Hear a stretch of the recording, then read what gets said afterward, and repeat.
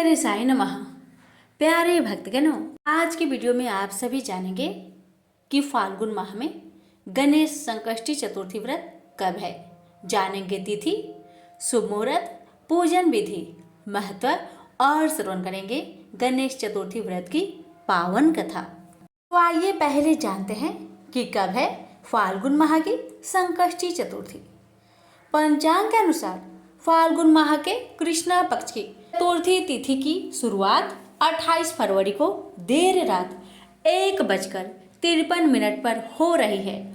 इसका समापन अगले दिन 29 फरवरी को सुबह 4:18 पर होगा। ऐसे में संकष्टी चतुर्थी का व्रत 28 फरवरी को रखा जाएगा। संकष्टी चतुर्थी शुभ मुहूर्त।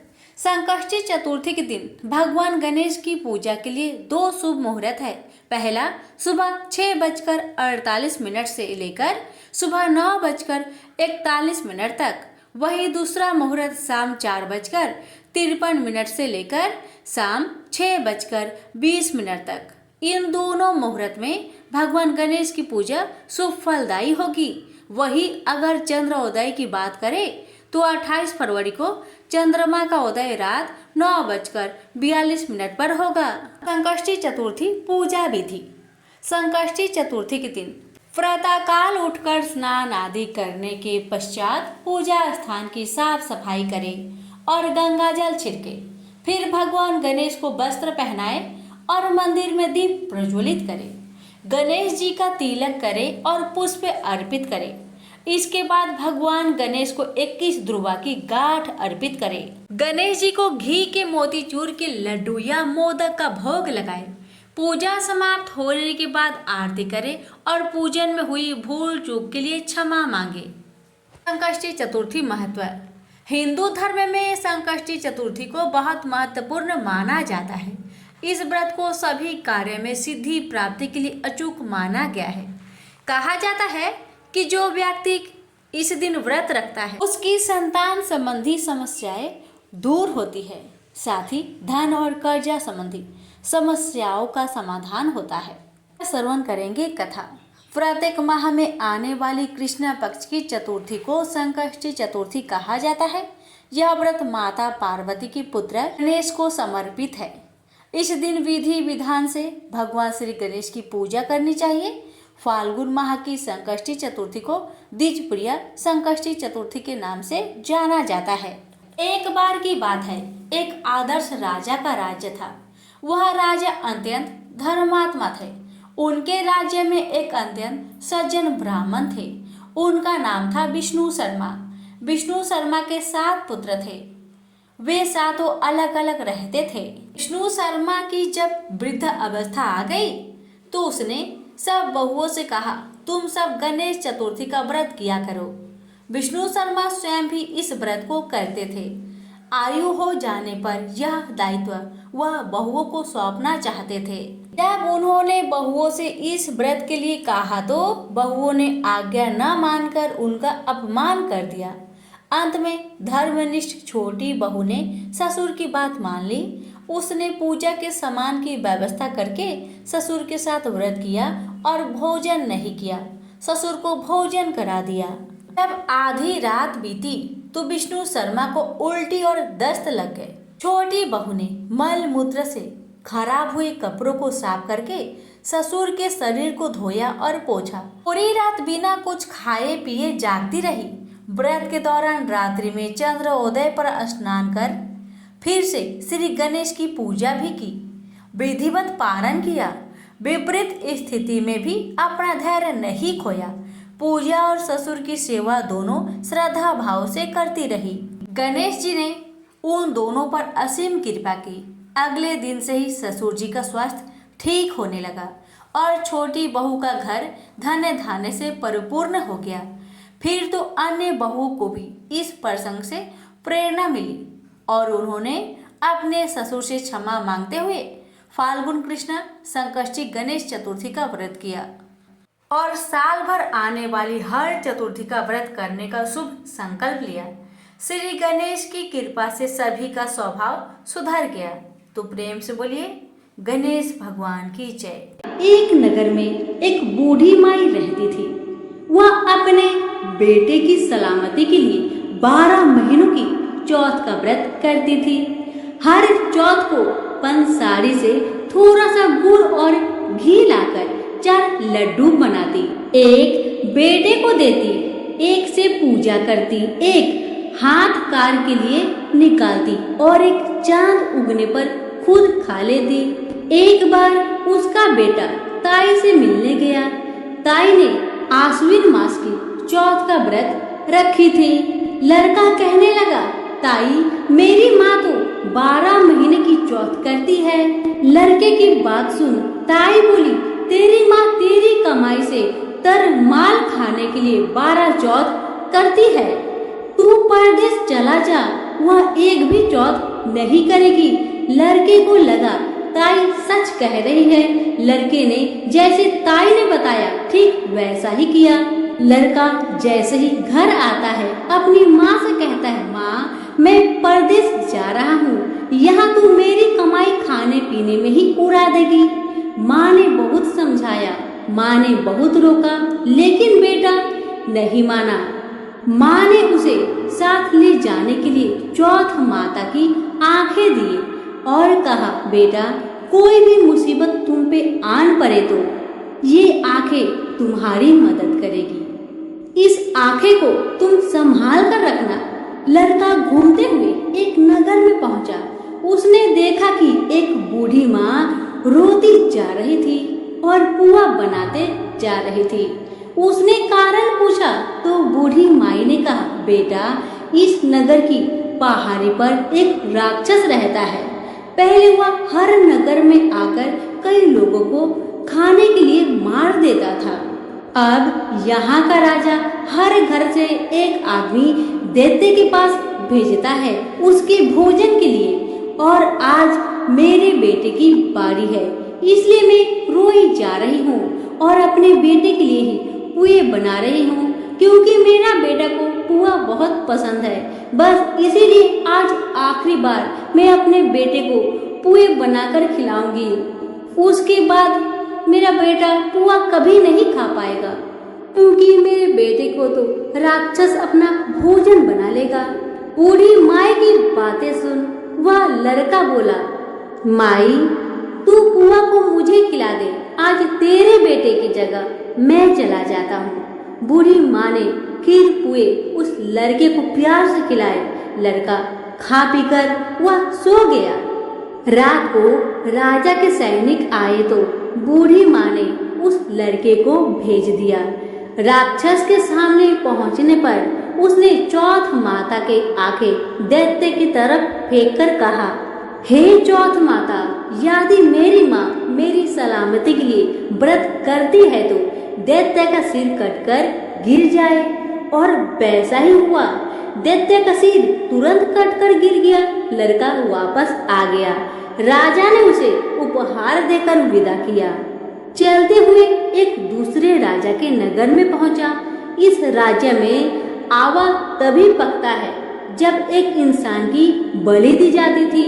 सिपाहियों ने उसे पकड़कर आवे में चुन दिया।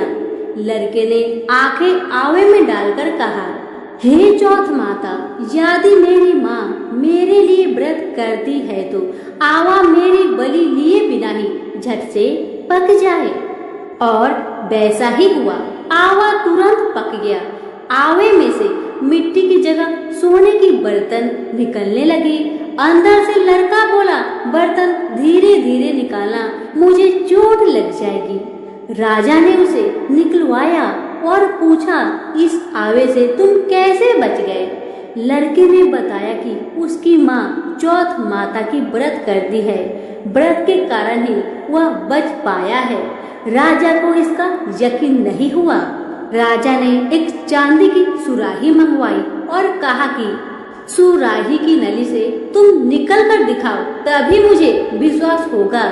लड़के ने चौथ माता को याद करके आंखें सुराही में डाले और कहा, हे चौथ माता, मैं भौरा बनूं और सुराही से निकल जाऊं। लड़का भौरा बनकर सुराही से निकल गया। राजा खुश होकर राजकुमारी की शादी उसके साथ कर दिए और सभी लोगों को चौथ माता का व्रत करने को कहे। लड़के के शादी होने के बाद उसे अपनी माँ की याद आई। उसने राजा के पास जाकर खुद के नगर जाने की इच्छा जाहिर की। राजा ने रथ, घोड़ा, हाथी और खूब सारा दान दहेज देकर उन्हें विदा किए। चौथ के दिन अपने नगर पहुंचा। वहां अकेला पंसारी के यहाँ माँ का इंतजार करने लगा। सोचा चौथ है तो माँ यहाँ जरूर आएगी। थोड़ी देर बाद लकड़ी टेकती हुई माँ आती दिखाई दी। लड़के की माँ बूढ़ी होने के कारण उनकी आंखों से कम दिखता था। वह लड़के ने जानबूझकर अपना पैर लकड़ी में लगा दिया और कहने लगा, बल रे पूट काटी मेरे पैर के लगा दी। माँ ने उसे नहीं पहचाना। कहने लगी, भैया मुझे चाहे कितनी गाली निकालो पर मेरे बेटे को कुछ मत कहना। बेटा माँ के चरणों में गिर पड़ा। कहा, माँ मैं ही तेरा बेटा हूँ, मुझे माफ कर दे माँ, मुझे माफ कर दे। माँ ने अपने बेटे को सीने से लगा लिया। नगर के लोगों ने विश्वास नहीं किया कि वही उसका बेटा है। बूढ़ी माँ ने चौथ माता को याद करके कहा, हे चौथ माता, यदि मैं अपने बेटे के लिए व्रत करती हूँ तो मेरे स्तन में दूध भर जाए और उसकी धार मेरे बेटे के मुंह में जा गिरे। माँ के स्तन से दूध की धार निकलकर बेटे के मुंह में गिरने लगी। लोग चौथ माता की जय जयकार करने लगे। उस नगर के सभी लोग चौथ माता का व्रत करने लगे। हे चौथ माता, जैसे आपने बूढ़ी माँ और उसकी बेटे की सहायता की वैसे हमारे भी करना। कहानी सुनने वाले, पुकारे भरने वाले सभी पर अपनी कृपा बरसाए। सभी प्रेम से बोले, चौथ माता की जय हो। भगवान गणेश की कथा, जिसे किसी भी व्रत या अन्य किसी कथा को सुनने के बाद अनिवार्य रूप से सुना जाता है। गणेश जी की पूजा के उपरांत विनायक जी की कथा, गणेश जी की कथा को सुनना अत्यंत शुभ होता है। कहानी कुछ इस प्रकार से है।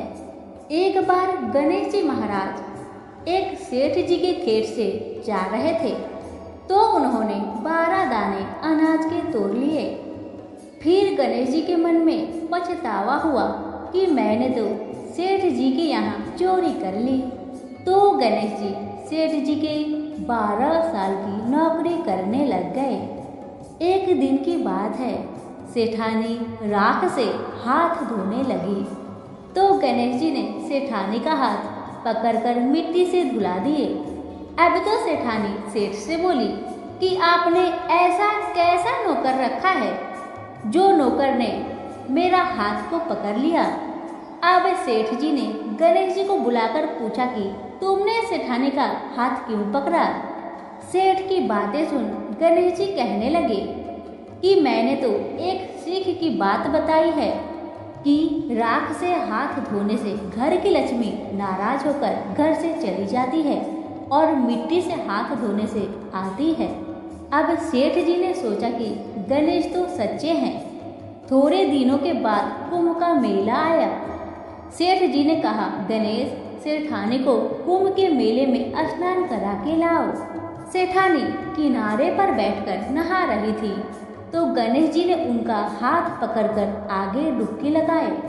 घर आकर सेठानी ने सेठ से कहा कि गणेश ने तो मेरी इज्जत ही नहीं रखी और इतने सारे आदमियों के बीच में मुझे घसीटकर आगे पानी में ले गए। तब सेठ जी ने गणेश जी को पूछा कि तुमने ऐसा क्यों किया।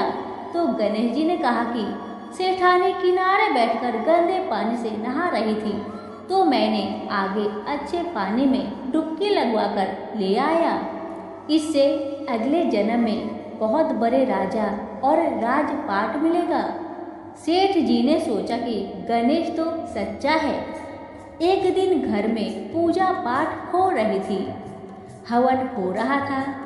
सेठ जी ने गणेश को कहा कि जाओ जेठानी को बुलाकर ले आओ। गणेश जी सेठानी को बुलाने गए तो सेठानी काली चुनरी ओढ़कर चलने लगी तो गणेश जी ने काली चुनरी फाड़ दी और कहा कि लाल चुनरी ओढ़ के चलो। सेठानी नाराज होकर सो गई। सेठ जी ने आकर पूछा, क्या बात है? तो सेठानी बोली कि गणेश ने मेरी चुनरी फाड़ दी। सेठ जी ने गणेश को बुलाकर बहुत डांटा और कहा, तुम बहुत बदमाशी करते हो। तो गणेश जी ने कहा, पूजा पाठ में काला वस्त्र नहीं पहनते हैं, इसलिए मैंने लाल वस्त्र पहनने के लिए कहा। काला वस्त्र पहनने से कोई भी शुभ काम सफल नहीं होता। फिर सेठ जी ने सोचा कि गणेश है तो समझदार। एक दिन सेठानी पूजा करने लगी तो पंडित जी ने बोले कि वो गणेश जी की मूर्ति लाना भूल गए हैं, अब क्या करें? तो गणेश जी ने कहे कि मेरे को ही मूर्ति बनाकर विराजमान कर लो, आपके सारे काम सफल हो जाएंगे। यह बात सुनकर सेठ जी को बहुत गुस्सा आया और वो बोले कि तुम तो अब तक सेठानी से ही मजाक करते थे, मेरे से भी करने लग गए। तो गणेश जी ने कहा, मैं मजाक नहीं कर रहा हूँ, मैं सच बात कह रहा हूँ। इतने में ही गणेश ने गणेश जी का रूप धारण कर लिए और सेठ और सेठानी ने ही गणेश की पूजा की। पूजा खत्म होते ही गणेश जी अंतर ध्यान हो गए। सेठ सेठानी को बहुत धोखा हुआ और उन्होंने कहा कि हमारे पास तो गणेश जी रहते थे और हमने उनसे इतना काम कराया। तो गणेश जी ने सपने में आकर सेठ जी को कहा कि आपके खेत में से मैंने 12 अनाज के दाने तोड़ लिए थे, उसी का दोष उतारने के लिए मैंने आपके यहाँ काम किया था। सेठ जी के करोड़ों की माया हो गई। हे गणेश जी महाराज, जैसे सेठानी को दिया वैसे हम सबको देना। कहानी कहते को, कहानी सुनते को और सारे परिवार को देना। सभी बोले, जय श्री गणेश जी।